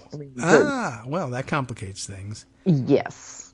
Okay. The Senate is approaching this as though the agreement is real. Oh, all right. Yeah, I had seen we saw some articles, and I mentioned them along the way, I think, where there were Republican senators saying, I anticipate some real problems happening in the House. But I didn't really read them closely enough to come to the conclusion that they weren't also saying, I guess the ones that they interviewed probably wouldn't generate this problem. But this doesn't mean that there won't be Rand Paul, Tommy Tuberville types saying, oh, no, we agree with the people in the House. We are going to create those problems. I'm going to create that problem. But Susan Collins says she's not going to. Well, and most of the ranking on the various appropriations subcommittees. So. Okay. Fair enough. And, Susan Collins might even be telling the truth about that. I don't want to be the source of this problem, but I don't know that I'm going to be any help in finding a solution. Well, yeah, because it's Susan Collins. Yeah. But okay, yeah, all right. So there's a very definite split, even in the House Republican conference. There are definitely some people who say, mostly Republican appropriators have always been a different breed of Republican up to this point, I think, because they're in charge of passing out money for favors. Right. So they love to do that.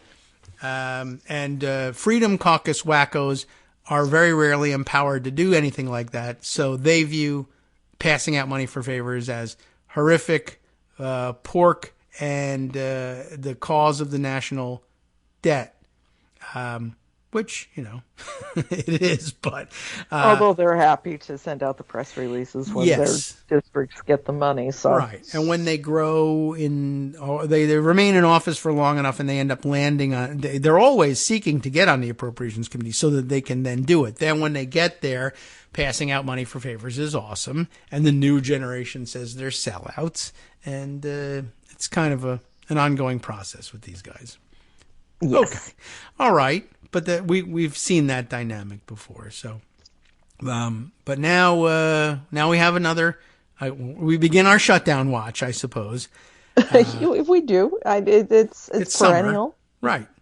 So it's time because it's summer. We begin early on this thing because we know, there's still a lot of time between now and October 1st, but a vast majority of it will be spent on break. So, right? Yeah, they're in today through Thursday. Okay. And then I think they're out until July 10th. Wow. Okay. Yeah, you got to get ready for July 4th because it's June something.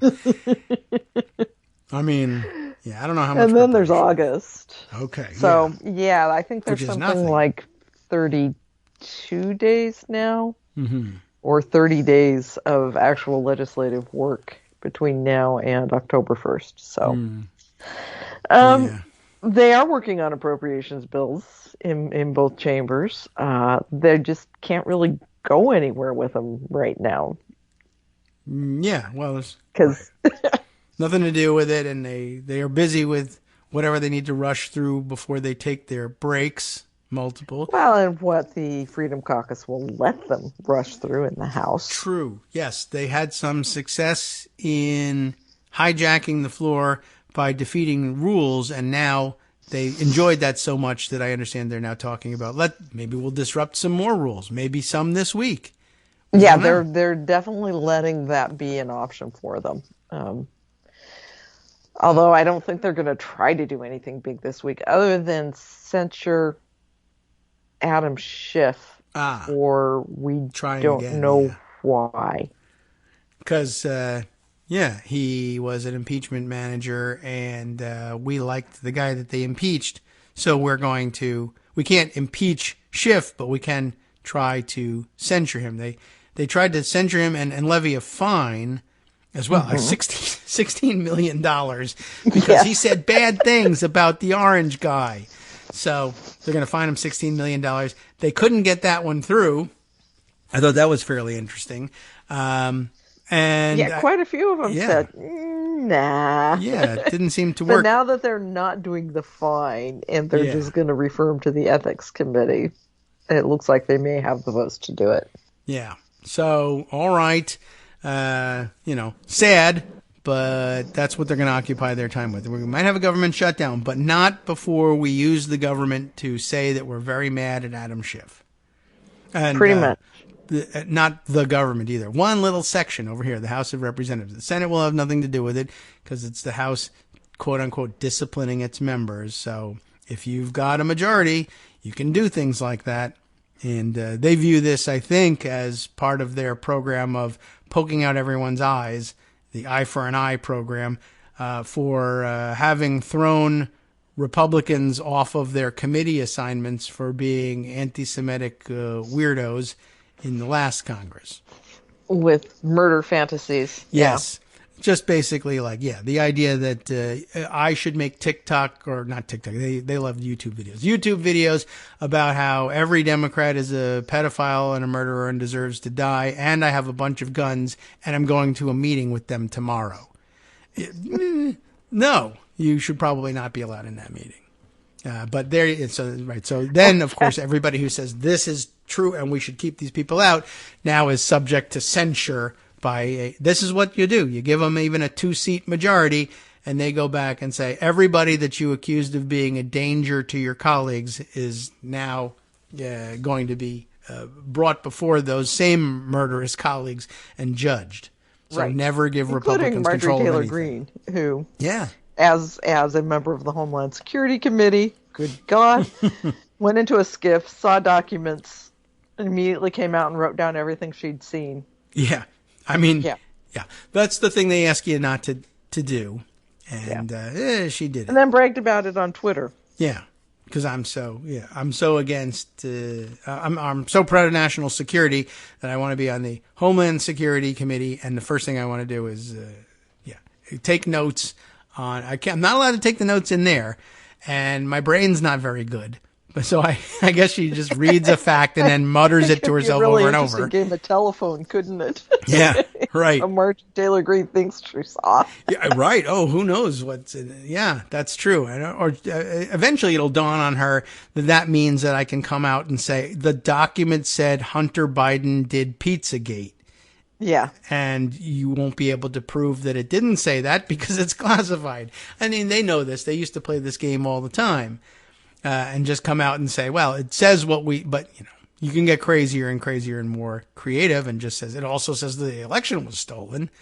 What the hell? Let's throw it in there. It says, Marjorie Taylor Greene's parking tickets in Rome, Georgia are invalidated hereby by the president of the United States. So that's good too. I got a pardon.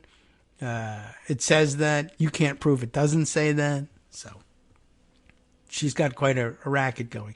Anyway, in reality, there are totally a bunch of things that you covered that are actually happening, as opposed to what I was just saying. There are real things, yes. Yeah, we could do those. You want to do any of those things? Oh, I don't know. What's on your mind? This is more fun, certainly. I did read today. I wondered if you had seen. I'm sure you have because it's been developing for more than just today. But Tuberville and his blockade on all of the military promotions has a discussion underway again of some kind of rules reform or filibuster reform, but because there's no real solution. Or they could have just done the thing when Tuberville was with Trump down at Bedminster doing his big. That's true. Thing. They could have just that opportunity. Done it then. They could have. Enough Republicans are pissed off at Tuberville. Yeah. Because this is defense we're talking about. They would have locked Rand Paul in a closet. That is a possibility. So the supposition that someone might have objected in his place is valid, but go and do it. But we don't know that it absolutely would have happened. You could try it, and there was the noble objection that someone else might have said something on his behalf, or you just don't do that because then they'll do that to you. But then somebody did point out, well, there were times when, say, Harry Reid did that to Harry Reid did it Democrats. To Ron Wyden, and it was a crappy thing to do. Yeah. But it disproved Dick Durbin's claim that, oh, no, we never do that. We can't do that. Right. It's an unwritten rule. Mm-hmm. It was, but he could say, I mean, he might just as well have said it, it's not that it's never been done before. And it's not even that Democrats haven't done it before. And it's not even that Democrats haven't done it to Democrats. It just was widely viewed as a crappy thing to do. And, on my list of things to do is, to not do crappy things. Yeah. To the extent possible. But what's crappier? That is true. You have to weigh the harm done here. Right. All these people whose military careers hang in the balance say, this is crappy. This can't be happening. And rewarding that kind of behavior on the part of Republicans isn't necessarily a positive thing. That's true, too. Although, I guess, as we're all listing off the various things that are crappy, you might at some point then answer them and say... Coming from Durbin, though, it was particularly egregious when he said, we just, you don't take advantage of a colleague's absence when he is chair of the Judiciary Committee, where Republicans absolutely took advantage of the absence of Dianne Feinstein, and then, on top of that, refused to even consider allowing her request that she have a temporary replacement there. Yep. That is true. He doesn't. I don't know why he has to turn himself into such a sap on many things. Turn himself into, because he was such a hardliner on blue slips before. But okay, I get your point. Certainly, okay, he is a sap. We'll just grant that. Yes. He's a sap. Why he has to prove it regularly in public statements. Mm-hmm. Yeah. That is true. But so there's crappiness aplenty, certainly, to go around. I guess I was thinking of also if we're running our way down the line, well, look, this is crappy to do this to these poor military folks, et cetera, et cetera.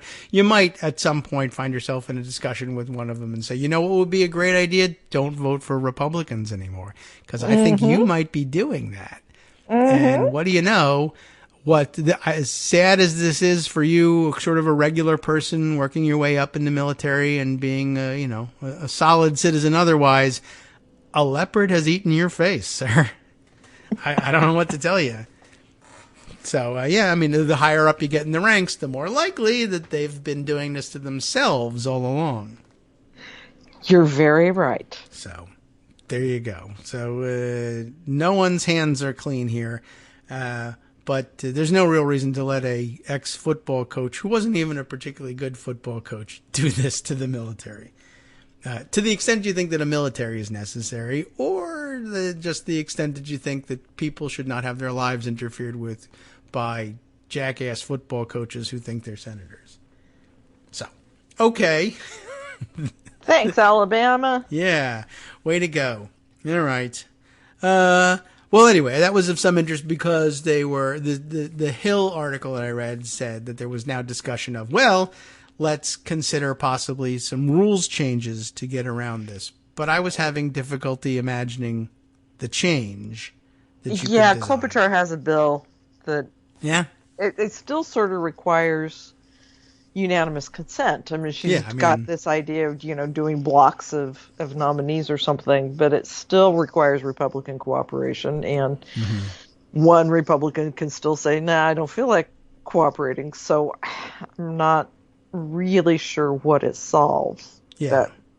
Right. I mean, I know that drives people crazy where they say things like, well, I don't understand how one person can block those things. But then when the alternative is, well, then some greater number of people ought to be involved. Okay. How do you count the number of people who are involved? You got to have a vote. How do you get to a vote? You got to have a motion to debate the damn thing and then have it. You could make it non-debatable, but you still have to make a motion to have the vote. It's not just because Blogger is angry there's a vote. That's not the way it works. Somebody has to move this stuff. And when there are 200 plus similar nominations and somebody is intent on being a jerk, you know how long it takes to play that classical music on C-SPAN. Do it 200 times. Even no debate, do it 200 times. It's going to take a month. Yeah. So that's why it doesn't happen. There's no real way to get around the idea of consent being an important part of the way a group of people work. That's just a group dynamic thing. You guys want to do this? No. Shoot. There's no rule to get rid of that. So, oh well. There's always abolishing the Senate. Oh, which is right. also not That's going true. to happen, but it's kind of. Yeah, I mean, right. And it does make me think about all the people who, during the filibuster reform fight, said, well, be careful, don't turn the Senate into the House. And, I said, well, the House has a previous question rule. That's not bad. Right. They can get to a vote on things. So, I don't know. So, all right, we won't turn it into the House, but we'll turn it into nothing, abolishing the Senate. Is that better? Probably not in your view. So. Yeah, it's not going to happen, but boy. Well, we're stuck with them, and it's hard to see a way through to even if it's not really a rules change, it's hard to get around the idea of asking people's consent. That's just like minimum basic requirement of consensus governance. So, well, there is, I don't know that holds are ever all that effective. But, there are Democratic holds on nominees now, too. Sanders has one. Oh, currently. All right. Currently. So, not en bloc. I mean, right. Well, that's the opposed difference. to one person. Sure. And, but the dynamics that's are the same. reasonable. You can negotiate with that one person and talk it over and maybe, have something change. Right. Yeah, who do you talk to if it's everybody in the military? Yeah. They're not going to be... And of course, then somebody, Joni Ernst, says, I'll offer a bill that will take care of the problem that you think you have with the military. And then he says, yeah, but it's not going to pass, so I don't care. I mean, again, it's interesting that he won't allow his consent on moving forward to these things, but he also won't consent to measuring the extent of consent with his problem. Like, well, let's have a vote and see if a majority of the Senate agrees with you. Well, because I know that a majority of the Senate doesn't agree with me, or at least, the government, including Joe Biden, who would have veto power, won't allow this to happen because I can't cobble together a coalition that will consent to what I demand. I simply just am not going to bargain. And I'll withhold my consent from everything else. But, it's not that everybody's looking to steamroller you. They want to have a vote, or you're just going to lose.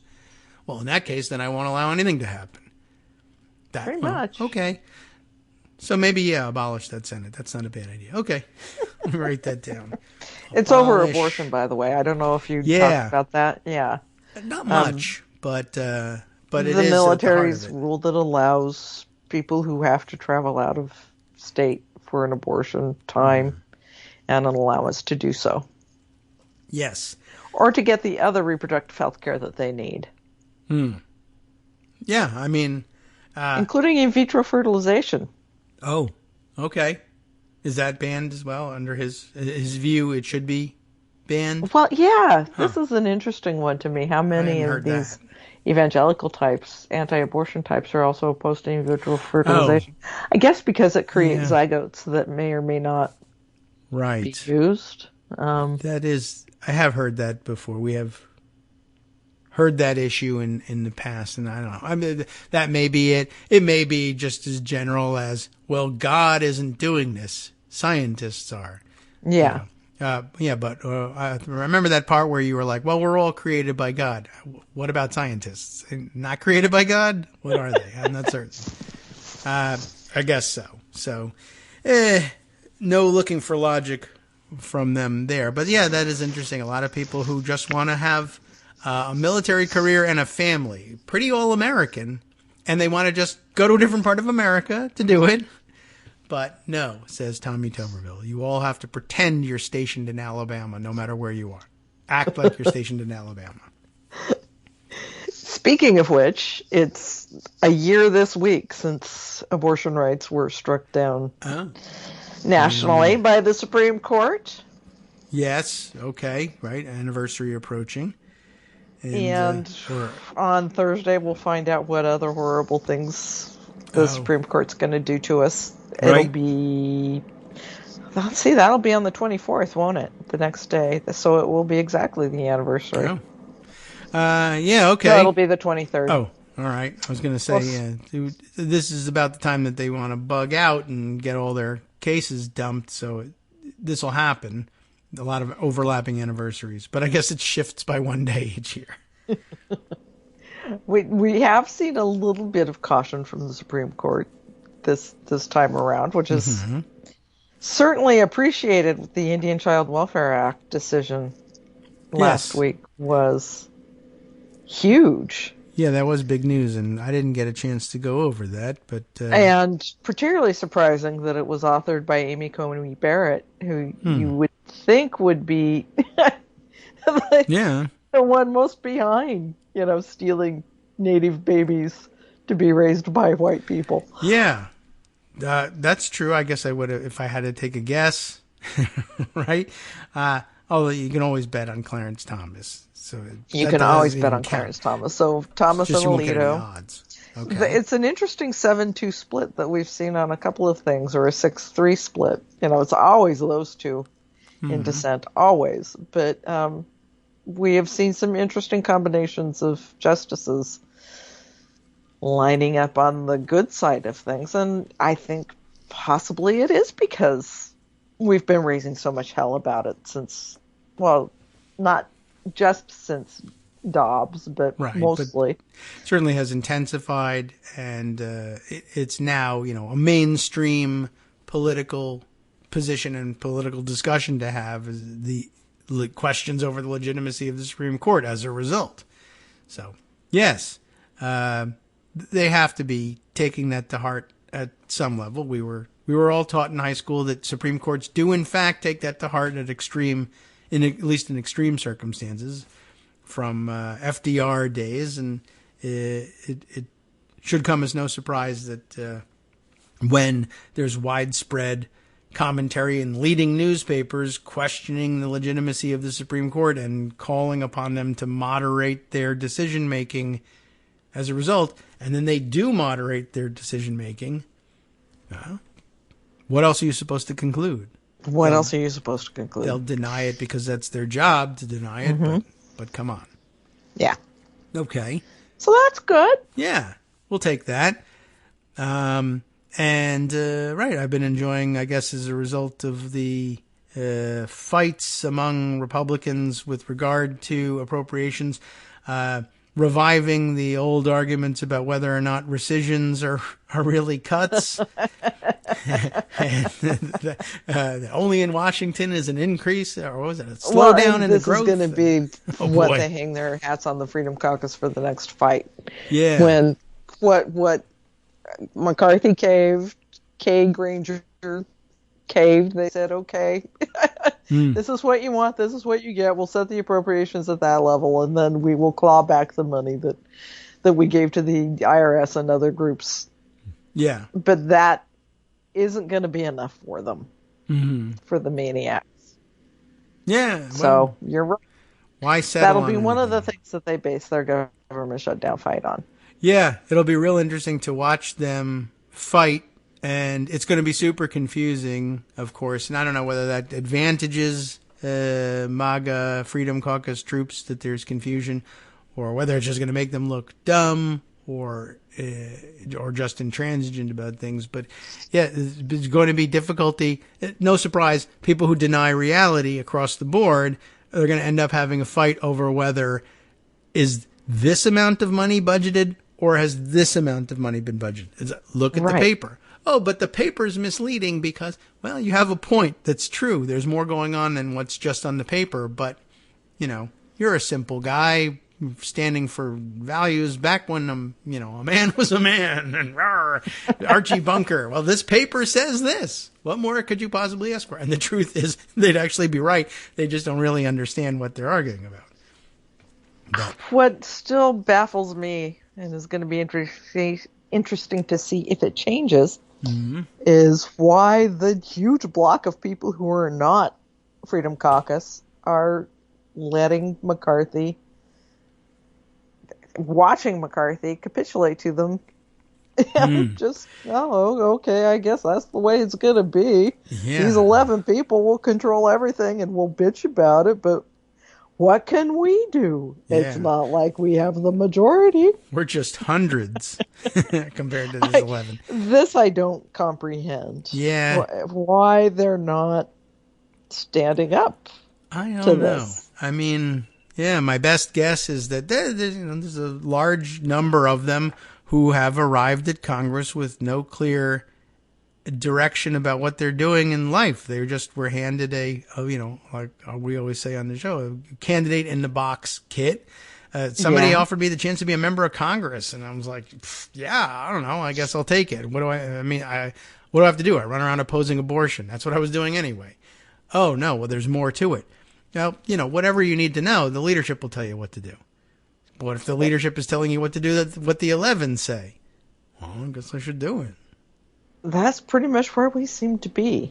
Wow. With the exception of Nancy Mace, who runs to the nearest camera to say how angry she is. Right. And then votes with the majority anyway, with the Freedom Caucus. So... Well, maybe you could manipulate her. If anybody lives in the district, run and write your instructions to her on how to vote in chalk on her sidewalk. And I think, maybe burn the bush nearby and say, "There's a message from God. You should vote this way."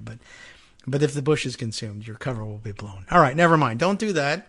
Don't do that. No. And that's arson anyway. We do not condone setting fire to things. No, you're right. In the morning. I am going to... Yeah, Joan, stop telling people to do that. Thank you for saving me from myself. I appreciate that. But, yeah, Nancy Mace, I guess, is...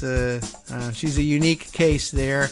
But, so that's nice that she's got a direction in life, and she should try and impart that to her. Getting into Politico is her direction in life. Yeah, well, I guess there's that. We don't.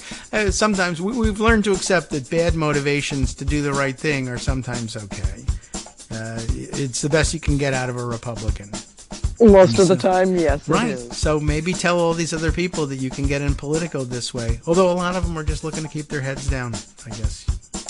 All right. Bacon. Well, so far, they're the only ones. So too bad for America and the rest of the world. All right. So, thank you for stopping by. I guess probably not much going to change as they are looking forward to their recess, but we got to track this all the way through. So if you are available, we'll check in with you again next Tuesday. As far as I know, yep. Yeah, right. And if it turns out that you're not, it's because something super exciting is happening, and then we'll at least have something to talk about. All right, Joan, take care. Thanks very much. We'll check in with you again next week. Absolutely. Appreciate it as always. And as always, Justice Putnam gets ready to follow us here on Netroots Radio with the West Coast Cookbook and Speakeasy. And as usual, I've given myself only a minimum amount of time to tell you from how he'll do that. You have been listening to Kagro in the Morning with David Waldman. All right, here's some samples. Let's jump down a little further. How about this? A disciplinary hearing to disbar Trump coup attorney John Eastman begins in California today. How do you like that? And opponents of offshore wind energy projects in New Jersey are furiously passing wind energy restrictions. I didn't think that would happen in New Jersey, but so it has.